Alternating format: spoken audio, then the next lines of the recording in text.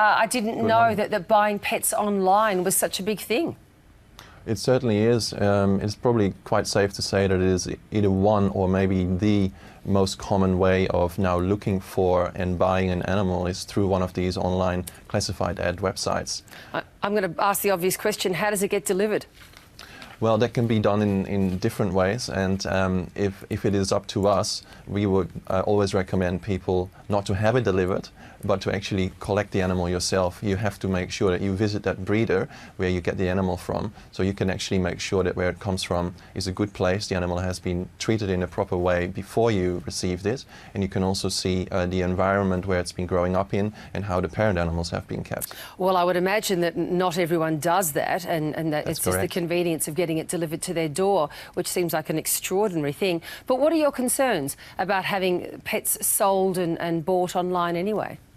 Well, our points are really twofold.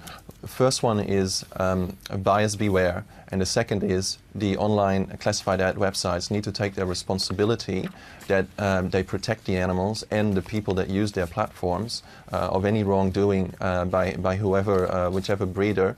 The main issues that we've encountered, and as an international animal protection charity, for PAWS last year investigated 42 different online classified ad websites. And what we've seen really across the board was a lack of responsibility being taken by these platforms to, for example, do verification checks of the identity of the sellers. So it's really easy for anyone to start an account there and start selling animals. You don't know if you can trace the animals back afterwards. And the second big point is they don't do a pre-check of the ads that are put online. So they actually rely on the users of the platforms to report things that they think is maybe not proper. So they really, these platforms are not taking any responsibility. Jeroen, let's have a look at your top tips for those considering buying a pet online. We can bring those up here. And while we have a look at them, think about it, adopt, do your homework, avoid puppy farms and backyard breeders. That's a key one. But if you're buying online, how would you even know if it was or wasn't a puppy farm? Yeah, well, that's the big problem indeed. You can't. Online sales platforms provide a perfect opportunity for breeders to hide all their practices. So that's our main recommendation to anyone through whichever channel really you look at buying an animal, but particularly online.